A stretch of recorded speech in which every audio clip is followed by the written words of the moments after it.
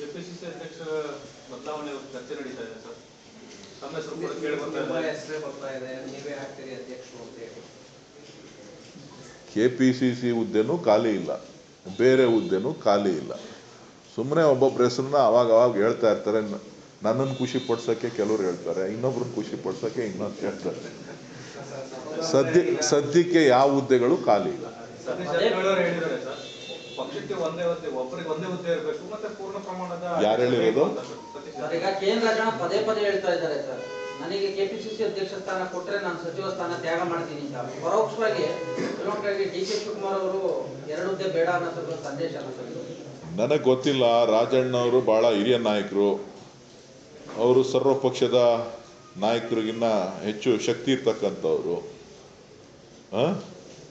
ಅವರ ನಾಯಕತ್ವದಲ್ಲಿ ಪಕ್ಷ ಇನ್ನೂ ಜಾಸ್ತಿ ಸಂಘಟನೆ ಆಗ್ತದೆ ಅಂತಕ್ಕಂಥ ವಿಶ್ವಾಸ ಅವ್ರಿಗಿದೆ ಅಂತ ಕಾಣಿಸ್ತದೆ.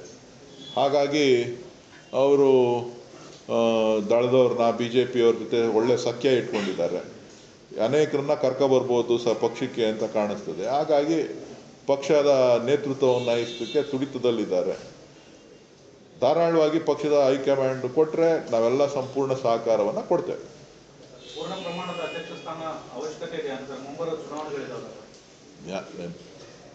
ಪಕ್ಷಕ್ಕೆ ಎಲ್ಲ ಅವಶ್ಯಕತೆ ಇದೆ, ಸಂಘಟನೆಯ ಅವಶ್ಯಕತೆ ಇದೆ, ಎಲ್ಲ ವಿಚಾರಗಳಲ್ಲೂ ಕೂಡ ಕೆಲಸ ಮಾಡಬೇಕಾದಂಥ ಅವಶ್ಯಕತೆ ಇದೆ, ಜವಾಬ್ದಾರಿಯನ್ನು ಹೊತ್ತುಕೊಳ್ಬೇಕಾದಂಥ ಅವಶ್ಯಕತೆ ಇದೆ.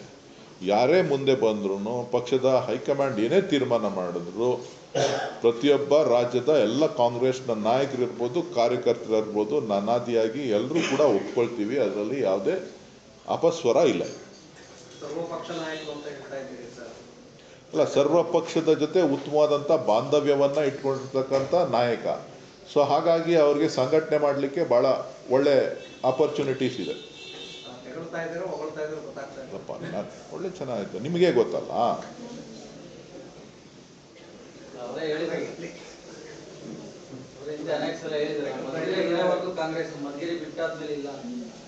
ಗೊತ್ತಿಲ್ಲ ನನಗೆ ಅದ್ರ ಬಗ್ಗೆ ಮಾಹಿತಿ ಇಲ್ಲ. ಅವರು ಮಂತ್ರಿಗಳಿದ್ದಾರೆ, ಹಿರಿಯರಿದ್ದಾರೆ, ಪ್ರಭಾವಿಗಳಿದ್ದಾರೆ. ಸದ್ಯಕ್ಕೆ ನಾನು ರೆಸ್ಟಲ್ಲಿ ಇದ್ದೀನಪ್ಪ. ನಾನು ಆಸೆನೂ ಪಡೋದಿಲ್ಲ, ನಾನು ದುರಾಸೆನೂ ಪಡೋದಿಲ್ಲ.